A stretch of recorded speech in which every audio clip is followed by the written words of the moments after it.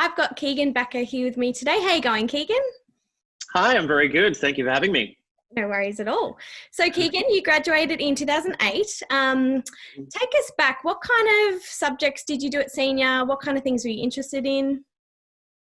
I was very much interested in sort of audio, visual and media, and I did media. I remember that. I did the Year 12 VCE media in my Year 11. I remember that, and I really, really enjoyed that. Put a lot of effort into my media project. I made like a music video kind of thing for trying to get into top screen. Don't think I got selected, but that was one of my more fun memories. What else did I do? I can't remember everything that I studied. I remember I did philosophy, Year 11 and 12. I really enjoyed that. I did business management. That was, I think I got my highest study score for that. I think it was like a 48 or 49 I got for that or something, which turned out to be prophetic because I now run a business, although I didn't realize that at the time. I can't remember what else I studied, but those are the few that jump out at me. Yeah, awesome. So once you graduated, what did you get up to straight after graduating? I didn't really get up to much straight away because I didn't really know what I wanted to do at the time. I was still very confused and had an enormous amount of pressure, feeling like, because I hadn't applied for university for the next year after I finished Year 12. So I kind of thought, well, do I wait and figure out what I want to do and then apply the following year, or do I go and work? Or I just had no idea. I didn't want to apply for something that I wasn't genuinely passionate about. Like, I just didn't want to go to uni for the sake of going to uni. I got into radio. So I'd been even before, since I was about, I reckon 17 or 16. So probably like Year 10. So a couple of years before, I'd started just sort of some casual work at the radio station there. It's now in Bendigo. It's Hit and Triple M, but it was Star FM and 3BO at the time. And I was like, I remember the first jobs were like, occasionally I'd go to like when they broadcast from Harvey Norman on the weekend, and they'd blow up balloons and help with the sausage sizzle and stuff. But and anyway, so I kind of didn't really know I wanted to be in radio, but I was really kind of enjoying it. And I thought, well, I'm not doing anything else, so let's get stuck into that. So the year after I graduated from BSSC and the year after my Year 12, I started, I asked if I could get a bit more involved in the radio station. And I did a demo, and I was a real shy, nervous kid. I didn't talk to anyone, so no one really expected me to be able to do a good demo of being a radio presenter. But I did a pretty good demo, and they put me on air the next week, which was awesome. And I got a workday job. So I did workdays. I was presenting during the day, Star FM, which is now Hit 91.9 in Bendigo, for a few years after that, before I got into my first metro radio job. How did it feel? Like, the first time you were on air, how did that feel? Like, and especially as you said, if you're, a bit more of a shyer sort of young person, how did that feel? And how did it feel to like be brave enough to kind of go, you know what, I'm not going to let this fear sort of stop me? Yeah, great question. It was terrifying the first time. There was just so much nervousness and anxiety about, if I say something wrong or do the wrong thing or sound like an idiot, stumble over my words, something like that. But I think the fact that I'm shy and was initially I was so quiet and sort of introverted, I guess, I think that was kind of the reason I loved radio so much. I got into it because I kind of actually loved the connection with people and talking with people, but I just wasn't very good at it. So with radio, I could kind of go get locked in a glass box in this room by myself without having to look at anyone, and there was no one else in there. And yet I could still then communicate with thousands of people, and connect with people without having to be face to face with them and be socially awkward. Yeah. So I think that's why I really enjoyed it. And I think that's kind of why and then once I got into that, once I was there at Star FM, I did that for, wasn't long doing that before I realized that I wanted to really try and be the best I could in radio and build a career in that. And so after you left Bendigo, what happened? Where did you start working? How did everything come about? So my first full-time job was a couple of years later. So I was 21, I think, at the time. I got a job as the workday presenter and also assistant music director of a radio station in Perth. So it was a long moving out of home in Bendigo and moving over to WA, to Perth. And that was, worked there for about a year. And then I got the dream job, the job that I really wanted after about a year there. I got, it was the morning or afternoon initially. I've done both, but afternoons presenter at Fox FM in Melbourne. Always loved that station. And that was kind of always the dream, because it's the biggest radio station in Australia. It has well over 1 million listeners every week. And it was just, at the time when I first started there, Hamish and Andy were the drive show. And so they were literally on straight after me. And it's just a great radio and a really great station. So it was really awesome to get that gig. And I did that for about 8 years, I think. And do you have with your radio career, do you have a particular moment that you just can't top? Like, have you met a certain celebrity or interviewed a certain celebrity, or what was your sort of, I guess, career highlight, if you could kind of pick one? Oh, there's a few. I've met and interviewed a lot of celebrities, like many of them. I don't know that any of them there's any particular highlight. I did my show from New York City for a week in Melbourne. That was a pretty... That's cool. While I was on air in Melbourne, that was a pretty big highlight, because I'd somehow convinced my boss to let me do that.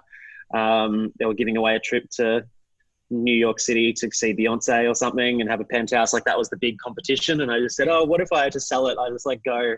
And so I don't know why, because it would have cost them a fortune to send me over. But so I somehow convinced him, and that was like the week before. So the next week, like only a few days later, I got on a plane and went to New York, and like I did the show live from just walking around New York, just me by myself, but just with like the microphone and all the gear, broadcasting back to someone in Melbourne with the, pressing the buttons in the studio.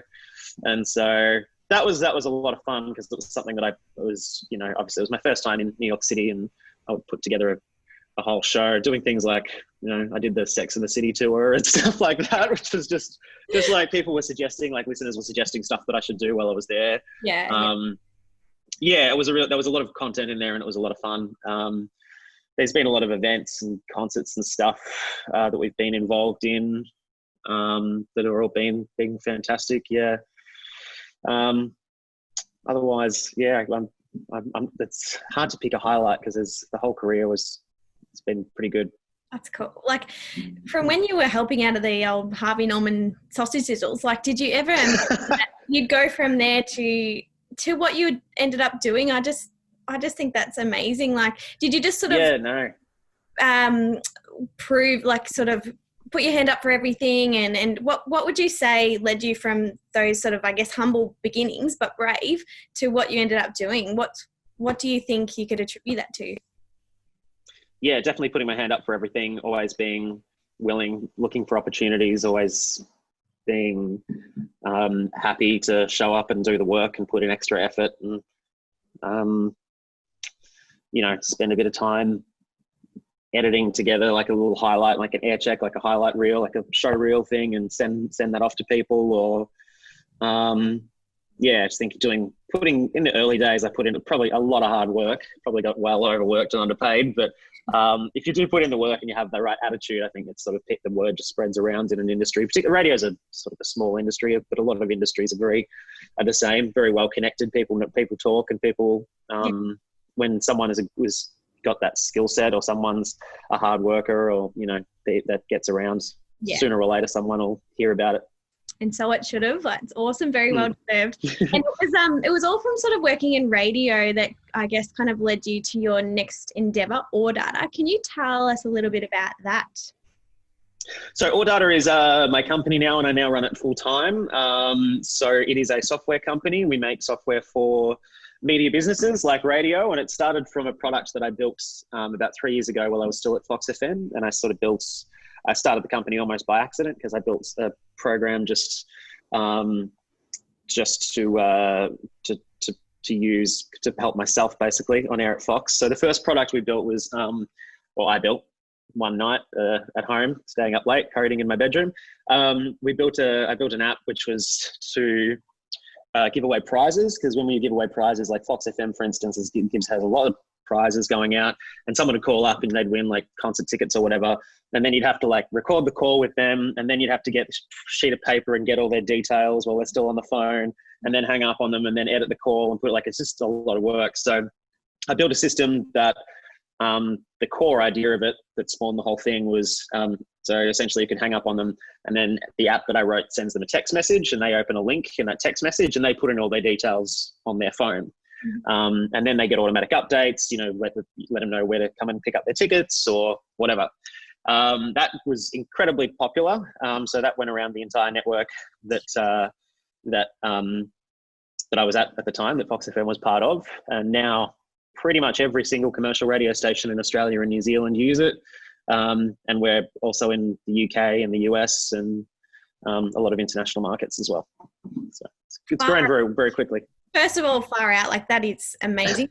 Such a crazy achievement. But from hearing that, have you always been someone who's kind of been able to look at a situation or a problem and identify a solution?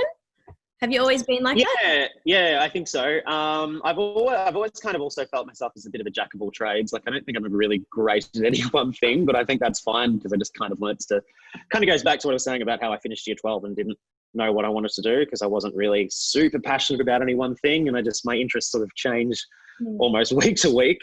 So I kind of, I was interested in, as well as being in radio and media, I was always interested in, IT, software development, learning how to code, that kind of thing. So that was sort of a hobby at the time. Now it's my gig. But that unique combination of intersecting skills, not the fact that I'm particularly good at any one of them, but it was that sort of that intersection of me being in radio and knowing how to develop an app and basic knowledge of how to start a business. It just all finding that spot where they all kind of coincide and intersect was probably the thing that led me to where I am. Yeah, for sure. I think I was similar. Year 12, didn't know what I was going to do after, but I think if you, follow things you enjoy and even different random bits of experience here and there, years down the track, you can find that, hey, that all came together, and it might not have made it to the time, or I always felt like, I don't have this clear goal like all of my friends have, but different bits of experience that can really lead you to what you're meant to be doing, I think. So that's very cool. Yep. We don't have to all have it figured out in year 12 what we're going to go on to do. So I think it's a very inspiring story. Keegs, if you could give our current year 11 and 12 students any advice, what would that be? I think you just stole it. Everything that you just said is pretty much what I was going to say. So thank you. No, that's exactly it. I kind of look back and I remember how it seemed like that decision point, that end of year 12, or, preferences and uni applications and what you're going to do. It just feels like the biggest moment in your entire life that's come along for your entire life up to that point, and probably will be for the rest of your life. Like, I just remember it felt huge and it just felt so stressful. And then obviously, as you said, you realize as you go down the track, even a few years later, you realize how unimportant it is. Like, even if you are really focused and passionate about wanting to get into one thing, if you don't maybe get the right enter score to get into that course, and then, you can still get into that. There's a million other ways to get into the same job. And if you don't know what you want to do, if you don't have that clear, absolute, crystal clear vision of where you want to go and what you want to do, I think just realize that you're absolutely not alone, because the more you talk to people, the more I realize that that's a very common thing. A lot of people back then or a lot of people in that position have that feeling. So as you said, I think lean into your interests. Just try and do things you enjoy, do things that make you feel fulfilled, and everything else kind of works itself out down the track. Yeah, absolutely. That's awesome, Keegan. Thanks so much for chatting with me today, and I'm really looking forward to sharing your story, and all the best with everything you do in the future. Thanks, Keegs. Thank you very much. It's been a pleasure.